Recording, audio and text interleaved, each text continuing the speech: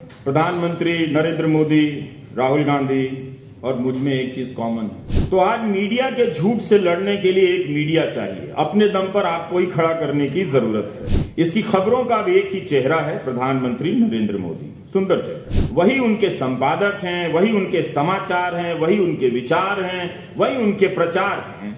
आप सभी आचार हैं और बेकार हैं। हिंदू मुस्लिम का मैं इस्तेमाल नहीं करता, मैं अक्सर एंटी मुस्लिम का इस्तेमाल करता हूं, क्योंकि अब सब एक तरफा है। प्रधानमंत्री को क्यों यूट्यूब पर आना पड़ा, राहुल गांधी और मुझे क्यों यूट्यूब पर आना पड़ा।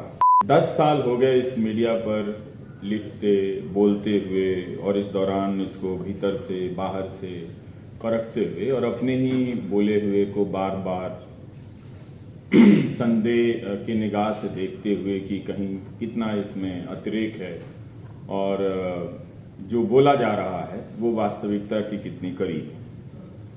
हर बार लगता है, और अब ज्यादा लगता है, कि जो मौजूद ही नहीं है उसके बारे में बोलना बहुत मुश्किल है। तो आज मीडिया के झूठ से लड़ने के लिए एक मीडिया चाहिए। अपने दम पर आपको ही खड़ा करने की जरूरत है। इसीलिए कहा कि जो मौजूद नहीं है, जिसका अस्तित्व नहीं है, जो भारत में है ही नहीं, उस मीडिया पर बोलना कितना मुश्किल है। गोदी मीडिया के पत्रकारों ने अपने भीतर के पत्रकार की पहले हत्या की। ये बहुत जरूरी था कि पहले अपनी संवेदनाओं को, अपने पेशेवर क्षमता को, कौशल को वो मारें, तभी वो काम कर सकते थे। अब वो काफी दूर निकल आए हैं। हम सबको पत्रकारिता में पढ़ाया गया कि कुछ नहीं तो 5 W याद रखना, who, what, when, why, where. अब इसकी जगह एक ही W है, व्हाट अबाउटरी का। उसी से ये काम चलाते रहते हैं। तो इसकी आड़ में वो अपने झूठ को सच साबित करता है, और इसने खुद को खबरों से, सूचनाओं से विहीन कर लिया है। लोकतंत्र को जनता और विपक्ष से विहीन कर दिया है। इस मीडिया के स्क्रीन पर विपक्ष और जनता अब नजर नहीं आती है।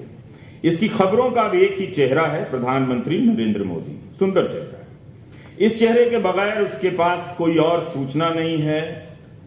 एक नई तरह की सूचना गढ़ी गई ताकि लोगों को पता न चले कि सूचना गायब है। इन 10 वर्षों में प्रधानमंत्री की लोकप्रियता अलग अलग राज्यों में घटती भी रही, बढ़ती भी रही, लेकिन उनके प्रति गोदी मीडिया एक समान से निरंतर निष्ठावान बना रहा, क्योंकि वह उनमें समाहित हो चुका है। वही उनके संपादक हैं, वही उनके समाचार हैं, वही उनके विचार हैं, वही उनके प्रचार हैं। आप सभी आचार हैं और बेकार हैं। इस मीडिया में आप मोदी, बीजेपी, आरएसएस, बजरंग दल सबके गुण देख सकते हैं। प्रधानमंत्री को क्यों यूट्यूब पर आना पड़ा, राहुल गांधी और मुझे क्यों यूट्यूब पर आना पड़ा। दोनों के कारण अलग है। प्रधानमंत्री के पास अगर बाजार का मीडिया, उसे छोड़ ही दीजिए, बेहिसाब दूरदर्शन के तमाम चैनल हैं, आकाशवाणी के तमाम चैनल हैं। इसके बाद भी उन्हें यूट्यूब पर जाकर कहना पड़ा कि आप हमें सब्सक्राइब कीजिए। इसलिए नहीं कि टेलीविजन के बताया जाता है कि दर्शक कम हो गए हैं, ये कुछ कारण रहे होंगे, या फिर इन एंकरों की साख खत्म हो गई है तो अब ज्यादा उससे वसूली नहीं हो रही है। पर मुझे लगता है कि ये बहुत ज्यादा मजबूत कारण नहीं है।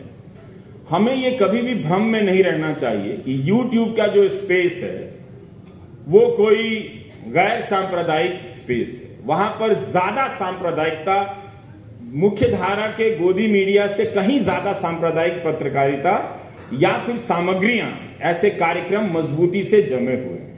तो प्रधानमंत्री उनके तक पहुंचने के लिए कह रहे हैं कि मुझे भी सब्सक्राइब कर लो और अपने अपने कार्यक्रम में मेरा भी थोड़ा थोड़ा डालना शुरू करो।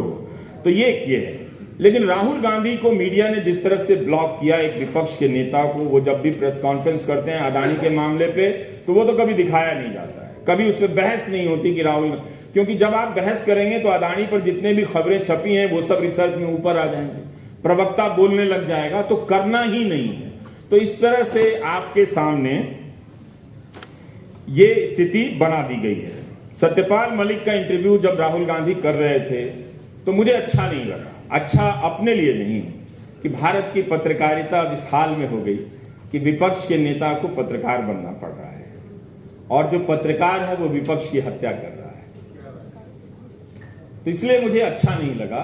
और यह भी लगा कि जिस नेता को मीडिया ने मजाक उड़ाया और कमजोर साबित कर दिया, उस नेता ने अपने एक इंटरव्यू से लाखों करोड़ की इंडस्ट्री वाले मीडिया को हमेशा हमेशा के लिए शर्मिंदा कर दिया कि जब तुम नहीं हो तो हम विपक्ष का नेता भी बनेंगे और हम इंटरव्यू भी करेंगे। ये बहुत दुखद क्षण था जब मैं उस इंटरव्यू को देख रहा था। देखते समय हर क्षण मुझे बहुत दुख हो रहा था कि इतना बड़ा देश, इस मीडिया का इकबाल इतना गिर गया। प्रधानमंत्री नरेंद्र मोदी, राहुल गांधी और मुझ में एक चीज कॉमन है, हम तीनों यूट्यूबर हैं। लेकिन कुछ कुछ अंतर भी है। राहुल गांधी शायद नहीं कहते हैं कि मेरे चैनल को सब्सक्राइब करो, अगर कहा भी होगा तो मेरे ध्यान में नहीं, लेकिन प्रधानमंत्री ने कहा कि मेरे चैनल को सब्सक्राइब कीजिए। तो उस मामले में मैं उनसे सीनियर हूं, क्योंकि उनके पहले से मैं कहता आ रहा हूं कि मेरे चैनल को सब्सक्राइब कीजिए। तो और ट्विटर पर भी मैं उनसे सीनियर हूं, प्रधानमंत्री से उनसे पहले आया हूं ट्विटर पे। तो खैर, अब उनके समर्थक मेरा मजाक उड़ाते थे कि ये ट्विटर पे मांग रहा है और सब्सक्राइबर ढूंढ रहा है, इसको नौकरी से नहीं। देखिए, पत्रकार खुश है पत्रकार की नौकरी जाने से, तो हम यहां तक आ गए हैं। लेकिन वो जब उन्होंने सब्सक्राइबर मांगना शुरू कर दिया तो मैंने कहा चलो, एक मामले में तो मेरी जीत हुई। उस देश में जहां युवा नेताओं की बात होती है, वहां इन युवा नेताओं को नहीं दिखाएगा, बल्कि 70 साल के नेता को युवाओं के नेता के रूप में लगातार पेश करता है। उनके काम करने के घंटे का प्रचार करेगा, उनसे सवाल नहीं करेगा।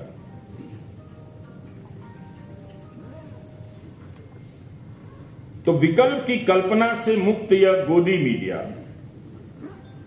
मोदी का संकल्प ले चुका है। वह उनकी पूजा भी करता है और अपने दर्शकों से उनकी पूजा भी कराता है। एक एंकर जोड़कर बता रहा था कि प्रधानमंत्री 100 घंटे काम कर सकते हैं, तो युवा 70 घंटे काम क्यों नहीं कर सकते? देश में बेरोजगारी है, काम नहीं है, कम सैलरी की नौकरी है, लेकिन यह उपदेश दे रहा है कि आप 70 घंटे काम क्यों नहीं कर सकते। जैसे सभी को काम मिल गया है, बस युवाओं ने काम में मन लगाना छोड़ दिया है। वो दफ्तर नहीं जा रहे हैं, वो छुट्टी पे घर बैठे हुए हैं। 2019 में इन युवाओं से कहा गया कि पकौड़ा तलना भी रोजगार है। अब उसे सुनाया जा रहा है कि 70 घंटे काम करो और काम का पता नहीं। वो आजीवन सैनिक बनना चाहता है हमारा युवा, आपने 4 साल का अग्निवीर बना दिया। यह एंकर क्यों नहीं कहता कि जवान को पूरी नौकरी मिलनी चाहिए, लेकिन इसके विकल्प में किस तरह के सवाल मीडिया समाज के बीच पहुंचा रहा है? इसलिए कि इसे जनता की बात करनी ही नहीं है, जनता को डांट लगानी है। अगर आप सांप्रदायिक नहीं हैं, मुसलमान से नफरत नहीं करते हैं, तो फिर गोदी मीडिया में आप क्या करते हैं? कैसे अपना दिन बिताते होंगे? यह भी सोचने की बात है। आपकी क्या वहां कोई जगह हो सकती है? तो आज पत्रकार होने के लिए सांप्रदायिक होना और एंटी मुस्लिम होना पहली शर्त।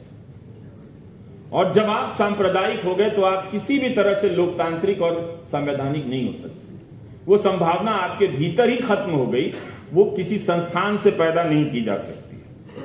और हिंदू मुस्लिम का मैं इस्तेमाल नहीं करता, मैं अक्सर एंटी मुस्लिम का इस्तेमाल करता हूं, क्योंकि अब सब एक तरफा है। तो अगर आप पत्रकारिता करेंगे, अगर आपको लगता है कि आप सांप्रदायिकता के बगैर पत्रकारिता करना चाहते हैं, तो आपको इस मीडिया से भी दिन रात लड़ना पड़ेगा।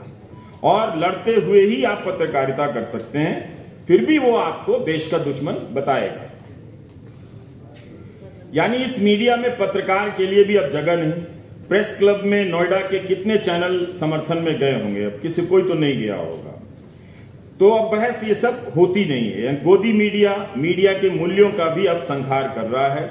उसके जो संवैधानिक सुरक्षा चक्र हैं, कानून में बदलाव हो रहे हैं, उस पर भी वो बहस नहीं करता, उसे तोड़ रहा है। तो अगर आप आम आदमी की अब हालत ये हो गई है कि हर दिन मुझे 50 मैसेज आते हैं कि आप नहीं करेंगे तो कौन करे? क्या मैं सारे अखबारों का विकल्प हो सकता हूं? सारे चैनलों का विकल्प हो सकता हूं? जाहिर है नहीं हो सकता हूं। और मुझे हर किसी को हर दिन की शुरुआत में ही हर 50 से 100 लोगों की उम्मीदें तोड़नी पड़ती है। बड़े बड़े अक्षरों में लिखकर बताना पड़ता है कि हां मैं ही हूं और मैं नहीं करूंगा। ये मैं नहीं कर सकता हूं क्योंकि इसके करने की अपनी एक पेशेवर प्रक्रिया होती है, जिसके पास मेरे पास संसाधन नहीं है। जो चैनल चल रहे हैं, जो अखबार चल रहे हैं, ये उन्हीं को करना है। और अगर वो नहीं कर रहे हैं तो आपको ये स्वीकार कर लेना पड़ेगा कि अब ये जो भी अवसर है कि अपनी बात कहीं पहुंचाकर सुना दी जाए, वो समाप्त है, वो मृत प्राय है। मैं उसका विकल्प नहीं हो सकता। ये रोज मैं करता हूं। और आम आदमी क्या कर रहा है, अब जब प्रदर्शन करने निकलता है तो वो ट्वीट, एक पोस्ट बनाता है, उसी पोस्ट को सैकड़ों दर्जनों पत्रकारों के ट्विटर हैंडल पर पोस्ट करता है, कोई नहीं सुनता है, उसकी कोई नहीं सुनता है। तो पहले होता था कि मीडिया आदमी के पास चलकर जाता था, अब आदमी मीडिया के पास चलकर जा रहा है, तब भी कोई नहीं सुन रहा है। इस 10 वर्षों में भारत के लोकतंत्र पर कितना हमला हुआ। नागरिकों से जब लोग मुझसे पूछते मुझे क्या करना चाहिए, मैं बताता हूं उपाय। ऐसा उपाय बताऊंगा कि कपड़े भी गंदे नहीं होंगे। तुम इस गोदी मीडिया के अखबार और न्यूज चैनल को 250 रुपया देना बंद कर दो। इतना काम नहीं होता। जिन अखबारों में सांप्रदायिक खबरें छपती हैं, जिनके खिलाफ छपती हैं, वो भी लेके पढ़ रहे होते हैं उसको, क्योंकि उनमें उनका भी फोटो छप जाता है कभी कभी। तो जब आप इस मीडिया से नहीं लड़ सकते, तो जब आप कोई भी लड़ाई आज के दौर में इस गोदी मीडिया के बनाए हुए मूल्य जाल से लड़े बगैर, वो लोकतांत्रिक और संवैधानिक लड़ाई हो ही नहीं सकती। इसका मतलब है कि आप समय बर्बाद कर रहे हैं। खत्म कर रहा हूं।